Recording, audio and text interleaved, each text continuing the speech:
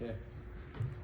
Good morning, everybody. Thank you for coming. Please help yourself to breakfast and anonymously sponsor it. Thank you, everybody, for coming. We appreciate it. It's cold outside. Please come again tomorrow.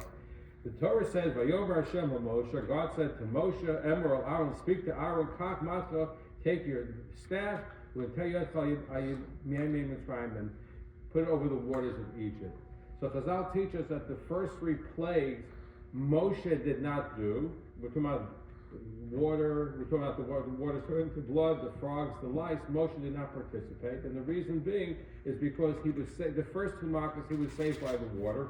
He had to show gratitude to the water by not hitting the water, not changing it or having frogs come out. And the third one is the sand protected. He was protected by protected the Egyptian, buried the Egyptian, so he has to show a manner of gratitude. So the question is, first of all, these are inanimate objects. The sand doesn't have any feeling, the water has no feeling. And the truth is, these acts took place 60 years ago. Remember, Moshe was a young man. We're talking about 60 years later, approximately. So you have Shah Torah so late in life. What's going on here?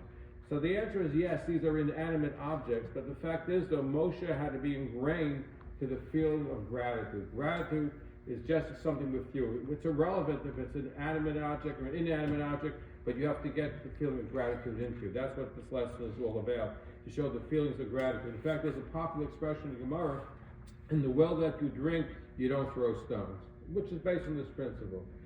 But here's an interesting story of how we're supposed to have gratitude. This really is not just for Moshe Rabbeinu, it's for all of us to have gratitude.